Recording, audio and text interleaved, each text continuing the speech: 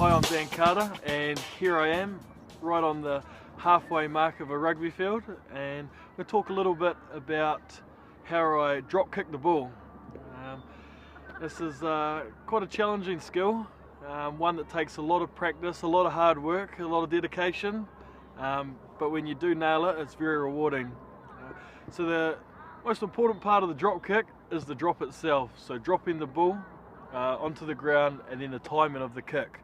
Okay, this is the part of the ball that we want to be, that wants to be hitting the ground. Okay, so drop. So we can practice this just by basically practicing our drop. Now, to make it easier, you can shorten the distance of the drop, so there's less things that are able to go wrong. Now, if we're dropping the ball from up here, it's a lot tougher to get the most consistency bounce. So what I like to do is get in a comfortable position where it's a nice short drop to the ground, and I can practice for a long time perfecting that drop so it sits up nicely, we're bouncing on the point. Okay, some other key points is the timing. Okay, depending on what kind of drop kick you want, depends on the timing of hitting the ball. So if I want a low flat drop kick, I want to be hitting the ball on the sweet spot, which is this area here, pretty much as soon as the ball hits the ground. Okay, so as soon as the ball's hitting the ground, I want to be kicking, and that will help. Whereas if you want to kick the ball high, you drop the ball and you pause a little bit, so there's a little bit of a gap between the ground and the ball, so you can get under it, and the sweet spot tends to be more around this area to really bring the ball nice and high. Balance is another important part of the drop kick. So we want to be nice and balanced, chest over the ball, nice strong position, shoulder in a nice firm position, this leading shoulder, so that's a right shoulder for a left footer, or your left shoulder for a right footer. Doesn't want to be opening up. As soon as you drop in your shoulder, that's when you lose all your power and takes away your accuracy as well. So you want to be nice straight chest, nice firm shoulder, not falling away, and then work on the timing of the drop and the kick. Along with the timing of the drop and the kick, it's also important to have a really good and strong follow through. And the follow through will vary depending on what type of kick. So before I get into that, I like to just test the ground that I'm going to be dropping the ball on. Sometimes you can play on a surface that's a little bit wet and the ball doesn't drop as much. So to help with that timing, I like to just have a feel of a couple of drops of the ball before I kick it. So here we are on halfway. This is where all the restarts happen, and there are a lot of different types of restarts, whether you want a low flat one, a long deep one, maybe a short high one. This will vary your timing on where you want to hit the ball and the timing of the drop and the kick, as well as the follow through. So for the first kick, I want a low flat one, so it doesn't have a very high trajectory, so therefore my follow through wants to be a lot shorter, and I want to be hitting the ball pretty much as soon as it hits the ground.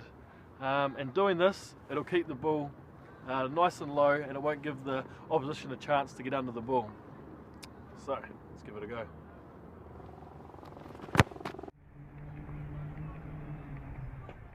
As you can see there, my follow through was really restricted. You know, I didn't give it a full follow through. I gave it more of a stabbing motion, and keeping my left shoulder nice and tight and my chest over the ball to stop the ball from getting too high, so it's a nice and accurate drop kick.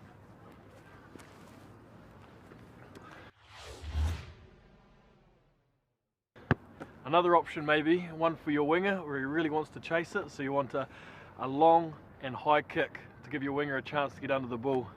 With this one, you need a really strong and powerful follow through.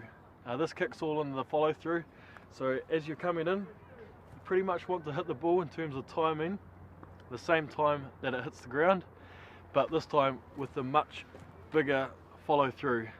So the same principles apply. You want to keep your chest over the bull and your shoulder nice and tight, so you're not opening up and dropping away, so you lose your power and accuracy. So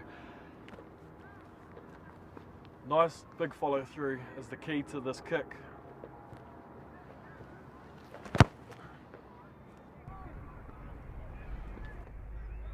Pretty much want to hit the ball in terms of timing the same time that it hits the ground, but this time with a much bigger follow through. One more restart. It's the short one, so it only goes about 10-12 meters. This is a very effective restart if you want to get the ball back, so you have a couple of guys chasing it and put the pressure on the defense. So slight variation to this kick. So this one's slightly different timing. You want to be hitting the ball right here, okay? So therefore you need to pause once you drop to make sure that there's space between the bottom of the ball to get under it and the ground, so we get it nice and high for the attackers, my team, to chase it and put the pressure on the defense. So get a feel for the ground, drop and pause, and the ball travels not as far, but gets nice and high.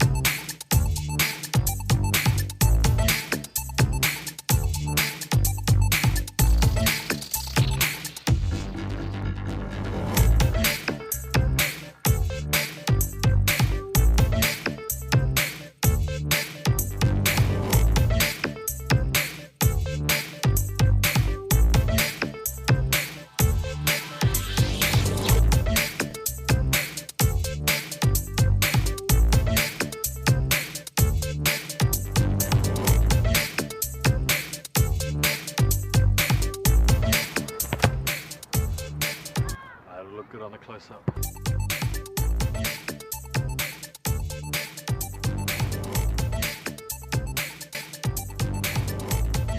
So some key points that helps me with my drop kick, especially the restarts, is the timing, beam balance, the follow through, but most importantly, it's all in the drop. Making sure that we're dropping the ball directly on this point of the ball. Okay.